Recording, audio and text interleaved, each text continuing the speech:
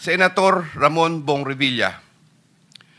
Sometime in the year 2024, Senator Revilla and I met where I gave him a list of projects given to me by Engineer Alcantara. Senator Nancy Binay. Sometime in the year 2024, Carlin Villa, a staff of trusted confidant of Senator Binay, called me and asked for a commitment which was set at 15% of the total amount of the projects indicated in the list here to attach as Annex D. I relayed the 15% commitment to Engineer Alcantara. Engineer Alcantara collected 15% commitment, or about 37 million, which was turned over to me and which I then delivered to Senator Binay at a house in Quezon City. And honorable members of the Blue Ribbon Committee, I am Roberto Bernardo, formerly an Undersecretary for Operations of the Department of Public Works and Highways, DPWH. I was summoned to appear today before the Honorable Blue Ribbon Committee and required to testify in connection with its ongoing inquiry in aid of legislation into the reported anomalies in certain DPWH projects, flood control projects. Bago ko po ilahad ang aking nalalaman sa mga bagay na nais tumbukin ng kagalang-galang na Blue Ribbon Committee, ako po ay umaamin sa aking maling nagawa. Ako po ay hindi naging matatag at tapat sa pagpapatupad ng tungkulin na ipinagkatiwala sa akin ng ating pamahalaan at sambayanan. Taus-puso at puno ng pagsisisi na ako po ay humihingi ng kapatawaran sa Diyos, sa ating bansa at mga kababayan, gayon din sa aking pamilya, mga kaibigan at sa lahat ng aking binigo. Nakagawa po ako ng pagkakamali at pinahintulutan ko po ang aking sarili na maging kasangkapan sa pagpapatupad ng isang masamang gawain. Handa po akong gawin ang lahat ng nararapat upang maiwasto ang aking kamalian at maiwasan na ito'y mangyaring muli. I wish to assure the Honorable Blue Ribbon Committee of my full cooperation with the investigation. I am submitting an affidavit outlining my knowledge and of and involvement in certain events material to the subject of investigation. Moreover, I will disclose and expound on related incidents within my personal knowledge, mindful not only of the materiality of my testimony, but also of my rights, as well as fearful of what effects my disclosures will have on my family's safety and well-being. I have applied before the Department of Justice for coverage as a state witness under Republic Act No. 6981, otherwise known as Witness Protection, Security and Benefit Act. I hope the Honorable Blue Ribbon Committee will find merit in my application and favorably endorse the same to the DOJ. With the assurance of the Honorable Blue Ribbon Committee that my rights and benefits under RA 6981 shall be respected, I am prepared to submit the aforesaid affidavit to Honorable Blue Ribbon Committee and swear to and testify on the same, with the approval of the Honorable DOJ Secretary on the disclosure thereof for such purposes. The highly sensitive nature of the disclosures made in my affidavit cannot be stressed enough. These deal with involvement in irregularities of 4 senators and 1 congressman, 1 member of a constitutional commission, and 1 undersecretary, seriously undermining public trust in 2 out of 3 branches of our government and a constitutional body, thereby posing a significant threat to our national security as it may lead to political instability, which may weaken the ability of the government to function effectively. 25 of September 2025, Makati City, Metro Manila. And this, Mr. Chair, signed na po ito. Okay. May we hear from Secretary Remulla since he mentioned about his application for admission into the program? Your Honor, we will have to evaluate his statements in relation to all the other testimonies that we have gathered in the DOJ and in the Blue Ribbon Committee. The Senate President, Mr. Mr. Chairman, Gulman. yeah. We would like to listen to your sworn affidavit, if you have one, or an affidavit that you will swear to complete the disclosure that you're talking about. Otherwise, those are mere general statements. Please, thank you. Yes, Mr. President, Mr. Chair, may I be allowed to read the Yes, you may proceed, Yusek Bernardo. affidavit? I, Roberto R. Bernardo, Filipino, of legal age, a resident of Malolos City, Bulacan, under oath, deposed and state. In connection with the ongoing Senate Blue Ribbon Committee investigations, I intend to submit this affidavit which provides details of my knowledge about matters within my jurisdiction relating to flood control projects when I was still serving as Undersecretary for Operations of the Department of Public Works and Highways. This affidavit lays out details. Sorry, excuse me. You have your counsel now with you? Yes, sir. Yes, po, Okay, Mr. on Chair. record. Okay. This affidavit lays out details of the involvement of legislators as well as other government officials with a commitment on my part to expand these disclosures as my best recollection of facts and records may serve.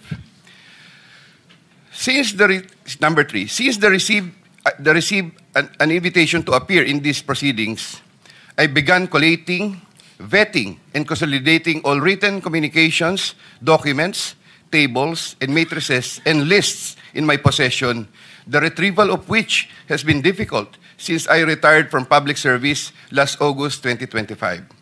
With the benefit of more time and greater freedom to access files, I am confident that I can provide even more material and relevant evidence that would clarify the issues once and for all. Number four, more importantly, I am executing and submitting this affidavit with my full and absolute consent as an integral part of my application to be admitted under the Witness Protection Program through the favorable recommendations of the Honorable Chairman of the Blue Ribbon Committee, Senator Ping Lacson, and the Honorable Senate President, Tito Soto, under Section 4, as well as Section 10 of Republic Act Number 6981, otherwise known as Witness Protection, Security, and Benefit Act before the Department of Justice. I attest and confirm that the names, dates, and transactions mentioned hereunder are based on my direct personal knowledge and have ample documentary support where necessary or desirable if given full opportunity to retrieve the same. Background facts. I earned my bachelor's degree in Bachelor of Science in Civil Engineering in 1984. I am a registered civil engineer by profession. In the year 1985, I began my 40-year stint in the DPWH as a laborer. I then climbed the ranks through the years as Associate Civil Engineer, Engineer 2, Engineer 3, and as Assistant District Engineer, Assistant Regional Director. I then became Assistant Regional Director CESO 4 sometime in 2012 until my appointment as Assistant Secretary in 2016. I finally became Undersecretary more than a year later and remained such until my retirement on August 2025. I met former District Engineer Henry Alcantara during my assignment in the Laguna 2nd District Engineering Office. Engineer Alcantara, Engineer Bryce Hernandez, Engineer J.P. Mendoza, and Engineer Algie Jumasig all belong to the Bulacan 1st DEO. 2020-2040 scheme. Sometime after the State of the Nation address of President Ferdinand Bongbong Marcos Jr. in July 2025, and while I was already on sick leave, I heard from Secretary Bunoan for the first time that Engineer Alcantara, Engineer Hernandez, Engineer Mendoza, and Engineer Dumasig were engaged in contracting activities using the licenses of other contractors. Subsequently, Engineer Hernandez confirmed this arrangement through one of the legislative hearings and by other contractors whose license they used. According to Bryce Hernandez, their sharing is 20-20-20-40% from these activities. My understanding is that they had prepared and signed documents for purposes of collecting payments, which they then apportioned the profits amongst themselves. However, I must admit that I have no personal knowledge on the exact actions they took accomplish this scheme, and I can only be asked general questions on the systems in place that would have allowed this modus operandi to happen. I categorically state that I have neither knowledge nor participation in these business activities, which were entirely done by Engineer Alcantara, Engineer Hernandez, Engineer Mendoza, and Engineer Dumasig on their own. Ghost projects. At about the same time, after the 2025 SONA, I also heard for the first time that aside from the 2020-2040 scheme, were flood control projects, ghost projects, for which Engineer Alcantara, Engineer Hernandez, Engineer Mendoza, and Engineer Dumasig were also responsible. These were confirmed later by Secretary Bunaan during a separate legislative hearings. I called up Engineer Alcantara to ask him about these flood control ghost projects. He denied any participation. Subsequently, he likewise told me that he even convened the officers of Bulacan First DEO to confront them about these ghost projects, and that some officers, it was Engineer Hernandez, who was the primary person responsible for the same. In the exact words of Engineer Alcantara, si Bryce po yan. I categorically state that I have neither knowledge nor participation in these flood control ghost projects. Congressman Zaldico. My personal knowledge regarding Congressman Zaldico are set out as follows. Congressman Zaldico one time called me to say that he met Engineer Alcantara and wanted to confirm, maayos bang kausap si Engineer Alcantara? To which I replied, maayos po. Engineer Alcantara then told me that Kong Zaldico was asking for a 25% commission, and out of that amount, 2% was to be shared equally between Engineer Alcantara and myself. In his exact words, boss, hati na tayo sa 2%. Furthermore, Engineer Alcantara would tell me every time that he made deliveries of cash to Congressman Zaldico in compliance with his commitment to Congressman Zaldico.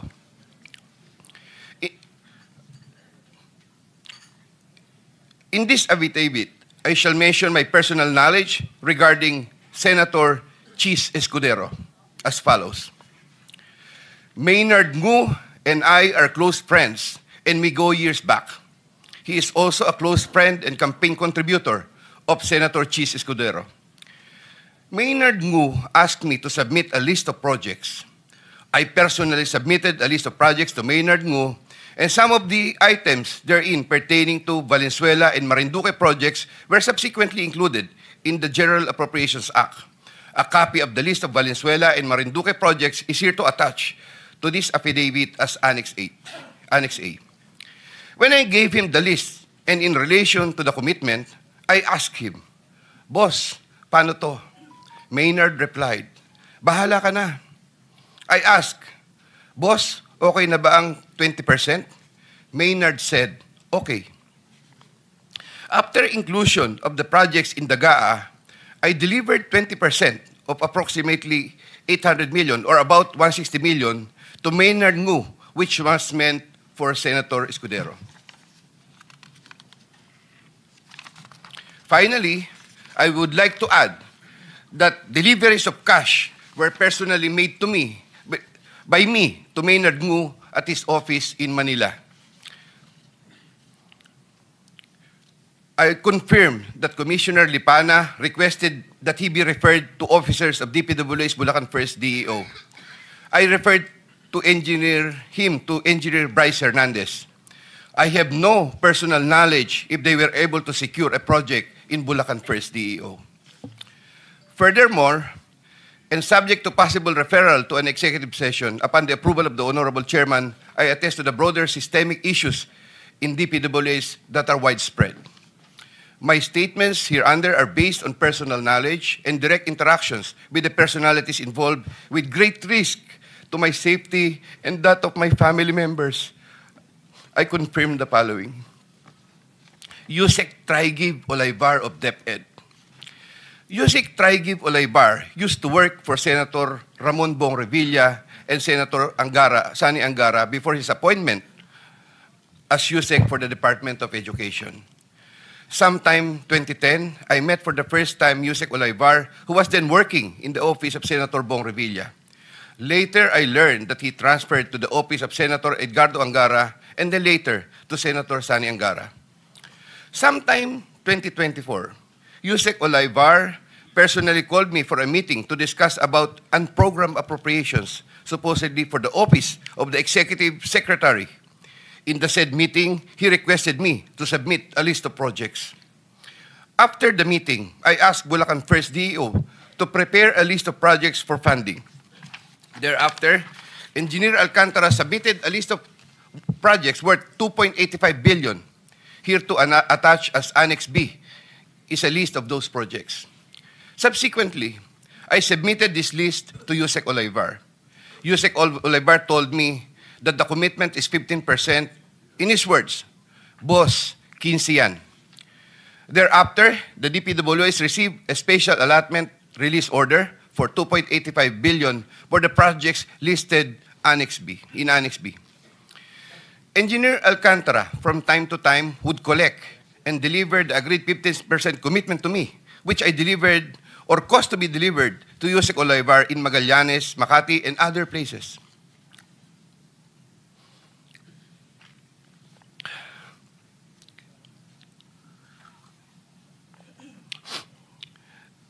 Senator Ramon Bong Revilla. Sometime in the year 2024, Senator Revilla and I met where I gave him a list of projects given to me by Engineer Alcantara. Senator Revilla asked for a commitment, which I suggested. Then he approved at 25% of the total amount of the projects indicated in the list here to attach as Annex C. I relayed the 25% commitment to Engineer Alcantara and told him that Senator Revilla will appreciate additional contributions for his senatorial re-election bid. Engineer Alcantara collected the 25% commitment, or about 125 million, which was turned over to me and then delivered to Senator Revilla in his house in Cavite.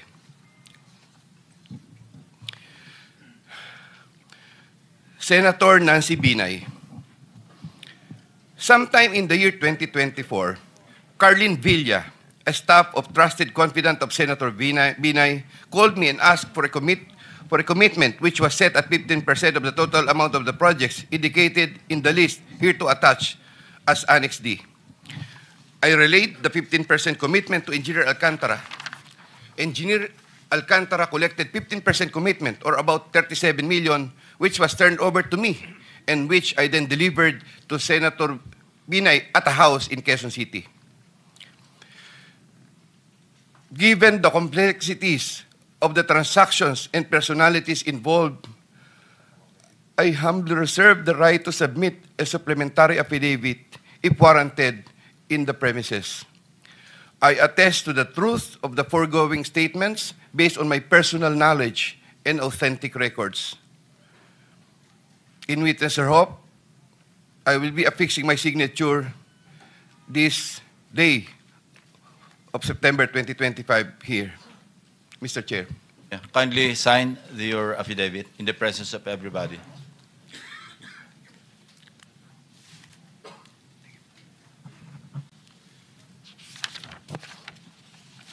Here, Mr. Chair, I have already signed it. For the record, you signed the same affidavit that you read, no? Yes po, Thank Mr. you. Chair. Maraming salamat, Yusek. Ayan po ha, nabanggit po ang pangalang Nancy Binay na tumatanggap rin ng project at itong si Cheese Escudero. Okay? So, big developments na naman ito na papatunayan dito sa dalawa na malinis sila. Okay? Dito naman, ipapakita ko naman sa inyo itong sinabi ni Senator Bato de la Rosa, ikaw lang ang hindi milyonaryong makukulong. Ito yung gumagawa raw ng ID nila ni Bryce, itong mga BGC boys. So ito, panoorin po natin.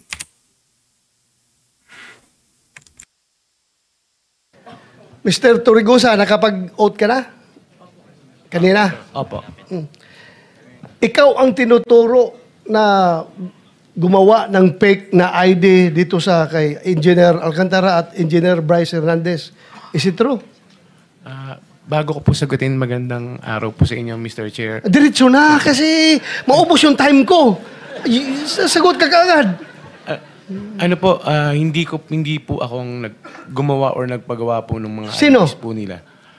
Ako po ang sinamahan ko lamang po sila sa membership counter upang magpagawa ng mga cards nila ng membership.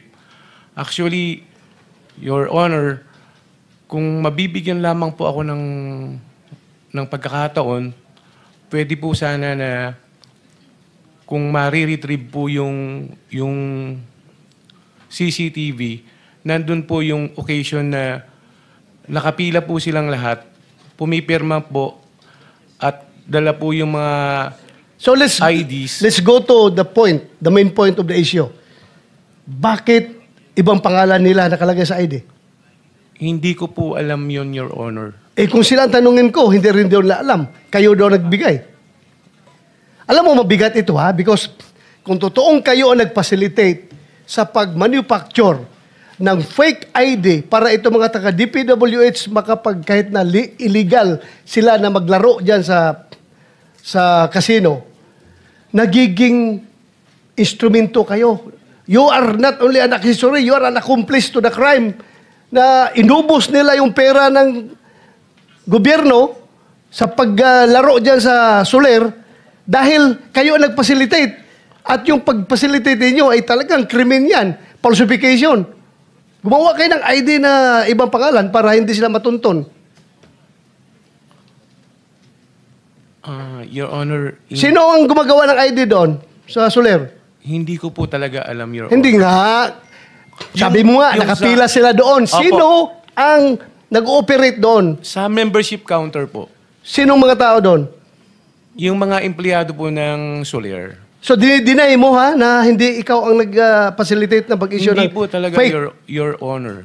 Ako po, kung ang sinasabi ko nga po, kaya ko pong panindigan ng aking salaysay.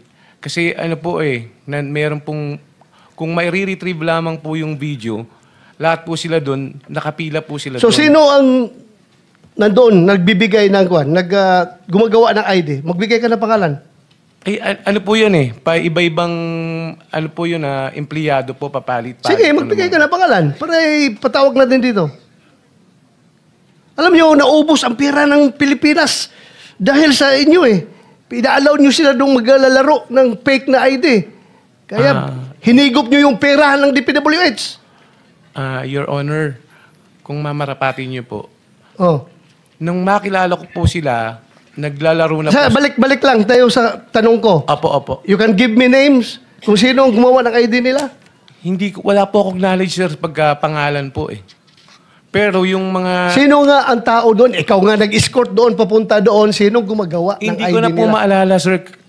Your Honor, since 2022 pa po yung pangyayari po na yun. Sure ka, ha? Opo. You can be cited in contempt pag nagsinungaling ka dito. Hindi po ako nagsisinungaling. Ikaw lang ang hindi milyonaryo na makukulong ngayon dito. Lahat yan, milyonaryo bilyonaryo yung na-contempt namin. Ikaw wala kang pera, pero sasama ka doon sa baba. Ako nga po, Your Honor, yun po ang kinakasama ko ng lubog, siyempre. Huwag ka lang umiyak. Hindi po, ang inaano ko lang po, yung pati yung mga anak ko, saka yung nanay ko na nananahimik po. Kami po, lumalaban lang po ng pareha sa buhay. Alam ko, empleyado ka lang dyan Pero yung nga lang, tulungan mo kami na makuha ang katotohanan. Kaya ka pinatawag dito. Kasi kung alam namin na ikaw na diretso, hindi ka na namin tanungin. Papusasan ka na namin diretso. Kaya tanong ka namin para malaman namin kung sino itong malaking sindikato na ito Para paggawa ng programa hanggang pag-implement, hanggang sa paglustay ng pera na nakamkam nila. Kasama kayo sa sindikato dahil kayo ang nagbigay ng ID na Hindi, fake. hindi po talaga ako. Okay, wala kami ibigay na pangalan. Wala po ako kasi po akong kinalaman. Ma-retrieve mo yung CCTV doon na kung 2022, hindi malabo na. Sabihin naman ng CCTV na good for 1 month lang maximum yung retention ng memory ng CCTV namin. 2022, malabo na. Kaya I am relying your human memory, not the CCTV memory. Your Honor, pwede pa pong pagbasihan yung membership card nila. Kasi real time po yung pictures po nila doon eh. Yung kung ano po yung picture nila doon, yun po yung araw na nagsipirma po sila nung ginagawa nila yung card. At doon din po nila prinisinta yung mga IDs. Okay, sige. Hanapin namin yan. Not, Opo. you're not yet off the hook, ha? Papatawag ka pa rin namin. Okay lang po, okay Ha? lang po, Ha? Your Honor. Maraming Thank you. salamat po sa pagbibigay nyo na po ng Salamat. chance sa akin po. Mr. Ronald, Yes, sir. paano kayo nagkakilala ni na Bryce? Yun po yung meron pong insidente po sa Soler na pagbaba ko po ng hapon is meron po kaming players. Naglalaro po sila sa ibang tables, maingay po sila, masaya po sila. Ngayon, ang pagkakasabi po sa amin, sila po ay mga sabungero at mga kontratista.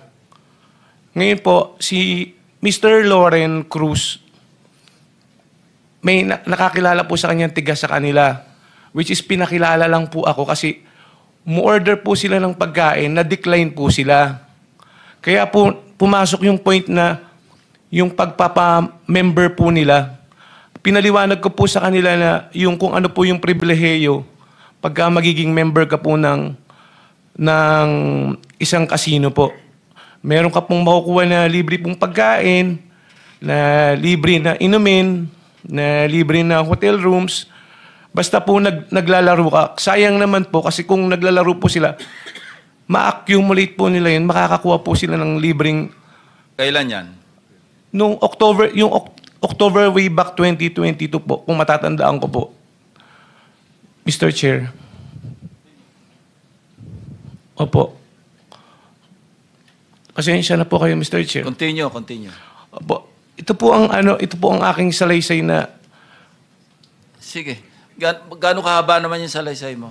ay ano lang po ito, 3 page lang po. Sige, okay. Opo. Kasi Ronald, hindi naman naka-charge sa'yo. Hindi naka-charge sa akin, sir, ha? Sige. Sige, tuloy. ako si Archibald de los Reyes Torregrosa, may hustong gulang Filipino na ninirahan sa 2203 P. Florentino Street, Sampaloc, Manila. Matapos mabatid ang aking mga karapatan sa ilalim ng umiiral na batas at nanunumpa ng maayon sa batas at malayang kusang loob na nagsasalaysay. Ako po ay nagsasalaysay ng buong kusang loob upang klaruin ang aking pangalan at maglahad ng pawang katotohanan lamang base sa aking personal na kaalaman. Sabit mo na lang yan, yung may sustansya na lang pag-usapan natin. Paano kayo nagkakilala, paano umabot doon sa nag-apply ng membership card. Yung po yung, ito po yung ano. Sige, diretso mo na lang doon kasi alas 12 na. Apo, yung po yung kinikwento ko po sa inyo po, Mr. Chair, kanina po, na kung bakit ko po sila nakilala, yung po yung kasi pag araw-araw po ako sa casino, alam po namin yung mga bagong mukha din po doon at mga bagong... Tapos na tayo doon. Paano sila nakapag-apply ng membership card? Magkaiba yung membership Apo, card. bumalik po sila po. Sandali. Apo. Magkaiba yung membership card saka yung fake ID, hindi Apo, ba? opo. Okay, paliwanag mo yun. Yung membership card po, kasi para po makakuha ka ng membership card is kailangan po ng valid government-issued ID. Kailangan po yun para pagkuha niyo po ng card. Which is, pinaliwanag ko po sa kanila. Tapos, nag-decide po sila siguro after 3 to 5 days na bumalik po sila ng casino. Which is, pagdating po nila, in-inform po ako ni Mr. Loren na nandyan na po sila. Kung pwede daw tulungan ko po sila ng pagpaprocess po nung mga cards po nila. Makikita mo naman po doon po sa CCTV na sinamahan ko po sila doon sa pila. Which is yung mga bagong member din po, pumipila din po. Dala sila mga government-issued ID. Opo. Oh. Sige. Opo, pumipila din po sila. Tapos pagdating po doon sa counter, pag tinawag na po yung pangalan mo, pipirma ka po, tapos pipicturean ka, yun po yung lalabas po doon sa card mo. So apparently, yung mga fake ID na, yung mga fake na pangalan na, yung mga aliases na yung isinambit nila doon. Hindi ko po alam, Your Honor, Hindi nga. Yun ang lumalabas sa kanila. Anong pangalan sa membership card? Kung ano po yung ilagay po nila doon sa lisensya po, or kung ano po yung mga valid issued government IDs Okay. na... So ibig sabihin, wala kang kinalaman doon sa kanilang mga fake ID, yung government-issued ID like driver's licenses, wala kang kinalaman doon kasi pagbalik nila, dala na nila yon. Opo. Thank you. Your Honor. Thank you, Mr. Chair. I would like to go to DBM. Yes, Mr. Chair. Layo, sir. Okay, punta naman tayo dito sa sa COA naman, no? Hindi ako naniniwala na makakalampas to sa COA kung hindi siya kasali sa modus. Yan ang sabi ni Senator Gatchalian, no? Yan naman lagi nating sinasabi na pati itong COA dapat itong questionin rin. Bakit nakakalusot itong mga ganitong modus? Ito, panoorin natin. The Office of the Secretary po, sir. Okay. Sa pagkakaintindi ko po sa isang district office, meron ho silang power na magplano, gumawa ng yung detailed engineering, sila na rin nagpapabid, sila na rin po ang nag-i-inspect, sila na rin po ang nagbabayad. Tama po ba? Tama po, sir. I can see si Engineer Alcantara nodding his head. No? So, pero ganun ang ginagawa ho nila, diba? Opo, sir. Opo. At pag nagbayad, COA papasok sa post-audit level. Tama po ba? Opo, sir. So, ibig sabihin, kahit na ho magkaroon ng ghost project, no, madidetect ng COA sa post-audit level. Supposed to be po, Your Supposed to Honor. be, ganun. Opo. At nasundan niyo pa ho ba yung privilege speech ni Senator Lacson nung pinakita niya yung mga dokumento? Opo, Your Honor. Na meron pong mga kaso na, for example po ito, just 2 days from the notice to proceed, 46% completed na. So Opo, Your notice to Honor. proceed, after 2 days, 46% completed na. And after 86 days, 89% completed na. So, Opo, posible naman po, after 2 days, kalahati ng project tapos na. Meron hong isang project, ito po yung construction of riverbank protection structure along Pampanga River at Barangay Bulusan, Kalumpit, Bulacan. 15 days. No? After the notice to proceed, 89% completed na. Opo, Your No? Honor. And then in just 34 days, kompleto na ho yung project. No? Nakita niyo ho ito? Ganito po siya, sir, if you would allow me to explain po. Pero nakita niyo ho itong privilege speech ni Opo, Your Senator Honor. Lacson. Kayo ho, nakita niyo ho itong... marami ito No, I just narrated a few items from that privilege speech. Opo. Kayo ho, nakita niyo ho itong mga dokumentong to? Yung dokumento po mismo like the disbursement vouchers and yung mga supporting documents po, sir, hindi po siya na-submit sa COA.